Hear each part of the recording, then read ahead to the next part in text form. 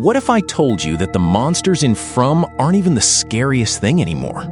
Because Season 4, Episode 5 just introduced giant nightmare scarecrows, creepy siren songs, hallucinations, ghost memories, and a reveal that might finally explain how everyone escapes this town. Yeah, this episode was absolutely insane. Welcome back to your nerdy show. I'm your host, Spoiler Master.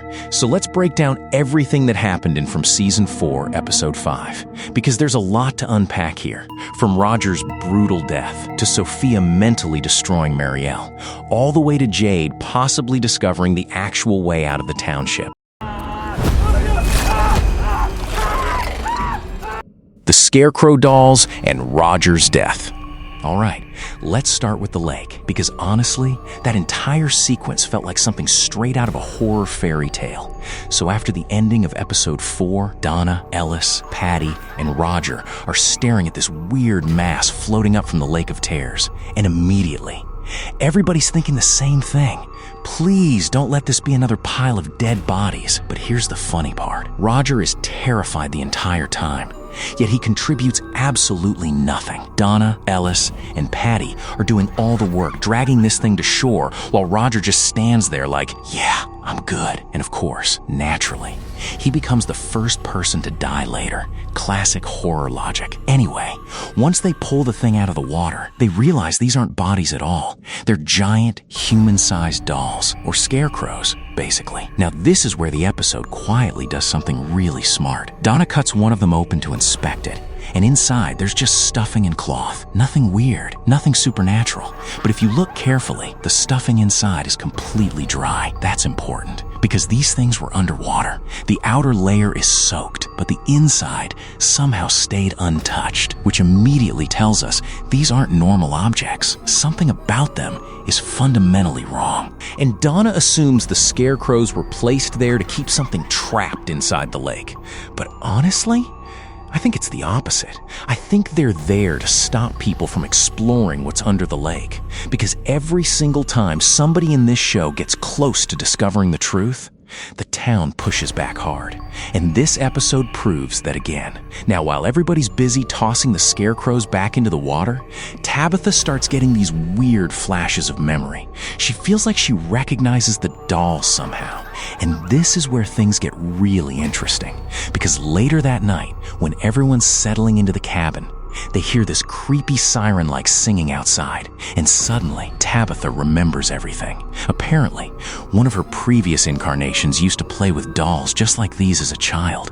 Her father thought the dolls were evil because they gave him nightmares, so he threw them into the lake. Then after he died, the dolls returned in giant, monstrous form. That's horrifying. Think about what that implies for a second. The township doesn't just create monsters randomly. It transforms fear into reality. Nightmares become physical. Trauma becomes alive. That's why the scarecrows exist. And the moment Tabitha realizes this, she immediately panics because she understands something terrifying. Talismans might not work against them. See, the talismans protect people from the night creatures. But these scarecrows, they aren't the same thing. They're more like manifestations of fear itself. And literally seconds later, one of them smashes through the cabin wall and kills Roger instantly. And honestly, Roger had it coming. The dude spent the whole episode acting like avoiding the scarecrows would somehow save him. Nope. In horror stories, fear usually attracts the thing you're afraid of. Now, what's really important here is Tabitha suddenly knows how to fight them. She says she remembers how to hurt these creatures. That tells us her past incarnations are waking up inside her. Her memories are bleeding through more and more now. And I think this is setting Tabitha up to become one of the key players in defeating whatever controls this place. Because until now, the residents have mostly just survived. But Tabitha might finally learn how to actually fight back. Sophia torments Marielle. Now meanwhile, over at the clinic, Sophia continues being one of the creepiest characters this show has ever introduced. Seriously, this woman is terrifying because she doesn't need violence to hurt people. She weaponizes psychology. So Christy and Marielle are treating Sophia's injured wrist. And while they're distracted, Marielle heads to the ambulance to grab a brace. And suddenly, the cabinets inside the ambulance transform into chains and handcuffs that trap her. Then the radio starts blasting screams. That scene was genuinely disturbing because it plays directly into Marielle's trauma. And when Christy finds her moments later, Marielle completely shuts down and refuses to explain what happened. Now here's the crazy part. Sophia doesn't stop there. She intentionally keeps pushing Marielle psychologically throughout the episode, almost like she's testing her limits. At one point, she touches Marielle's hand, and instantly Marielle starts hallucinating again, feeling like she's trapped in that dungeon and suffering alongside every person who died there. And honestly, Marielle's theory about the town might be one of the most important lines in the episode, because she says maybe nobody truly leaves this place after death. Maybe they remain behind as echoes, as screaming memories trapped inside the town forever. That's terrifying. But it also explains so much, because ghosts in From don't behave like normal ghosts. They feel recycled, like emotional residue. And Sophia's response to all this is fascinating because she calls Marielle a prophet, someone chosen to experience everyone's pain. Now, obviously, Marielle thinks that's nonsense, but Sophia's wording matters because the show keeps hinting that this town operates like some twisted religion. There's sacrifice, punishment, faith, prophets, visions, and now even resurrection symbolism. The yellow suit man almost feels less like a monster and more like a godlike entity feeding on suffering. Not necessarily God, but something pretending to fill that role. And honestly, that's way scarier, because at least monsters kill you quickly. This thing wants people emotionally broken first. Whoa, no, I'm fine. I'm okay. Just... Henry's meltdown. Now, while all this psychological horror is happening, Colony House gives us one of the saddest scenes of the entire episode.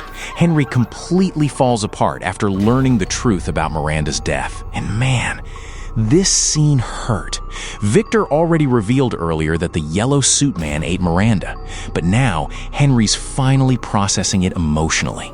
He gets drunk, starts spiraling, starts yelling, and Victor has absolutely no idea how to help him. And that's what makes the scene heartbreaking. Victor spent his entire life emotionally frozen because of trauma. So when his father finally breaks down emotionally in front of him, Victor doesn't know what to do. But then Kenny steps in.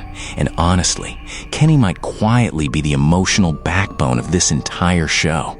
Because remember, Kenny lost both his parents here. He never got closure, never got to say goodbye.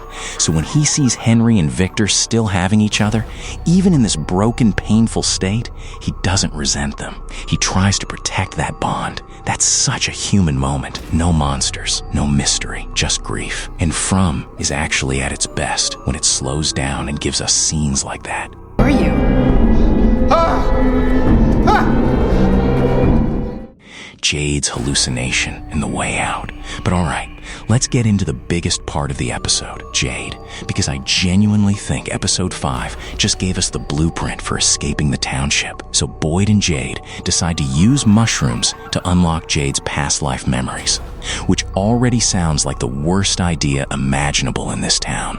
And immediately, things go sideways. Jade starts hallucinating spiders everywhere. Now, spiders have become a recurring symbol in From, and I don't think that's accidental anymore. Spiders trap prey inside webs. The township traps people inside narratives, inside cycles, inside stories. And Jade might finally be realizing that. So he and Boyd head into the forest while Jade spirals deeper into the hallucination. Then he sees his younger self playing violin music connected to his mother's death. That's important because music keeps appearing whenever the town reveals deeper truths, almost like certain frequencies unlock memories. Then the hallucinations get even crazier. The Nail Eye guy appears holding a skull full of blood and tells Jade to drink it. Young Jade warns him not to. Boyd says the blood isn't real, and Jade drinks it anyway, which honestly feels symbolic more than literal. It's like accepting forbidden knowledge, choosing truth even if it destroys you. And once Jade drinks it, everything changes. He sees multiple versions of himself, all previous incarnations. And here's the horrifying revelation. They weren't killed by monsters. They were murdered by other townspeople. That changes everything, because it means every time Jade got close to discovering the truth in previous cycles, the town manipulated the residents into killing him. That line young Jade says, "Minnows in a shark's net," basically means the people were trapped and controlled into doing it. The township weaponizes paranoia, which explains why secrecy matters so much now. If Jade openly tells everyone what he knows, history repeats itself. That's why young Jade warns him about Tabitha too. Her fate is supposedly even worse, and honestly, I think Tabitha's reincarnation cycle might be tied directly to the children calling out Anghkooey. Now eventually Jade follows these visions into what appears to be a hidden tunnel system. He sees a grave surrounded by 7 stones. The creatures trap him inside it, and right before everything goes dark, he sees one of the Anghkooey children. Then suddenly, he wakes up, still in the post office. None of it physically happened. But here's why that doesn't matter. The hallucination wasn't random. It was memory. And by the end of the episode, Jade is convinced he finally understands how to save the children and escape the township. Now, personally, I think the episode gave us 3 major clues. First, secrecy. Jade cannot let the town know what he's doing. Second, music. The violin clearly matters somehow. And third, the tunnels and the grave with 7 stones. That location is probably the heart of everything. Maybe the source of the cycle itself. And I honestly think the Anghkooey children are trapped there somehow. Which means Jade's final mission might not just be escaping, it might be ending the entire system. And if that's true, then Season 4 is finally moving toward answers we've been waiting years for. Our nerdy thoughts. Overall, this episode was incredible because it balanced horror, mystery, and emotional storytelling all at once. The Scarecrows introduced a completely new type of threat. Sophia continued proving she might be even more dangerous than the creatures. And Jade's hallucination finally pushed the main mystery forward in a massive way. But now I want to hear your theory. What do you think the 7 stones mean? Why were Jade's past incarnations murdered?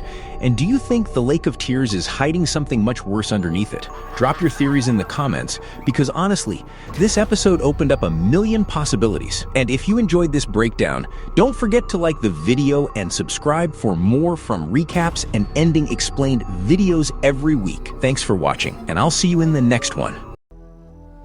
You know who.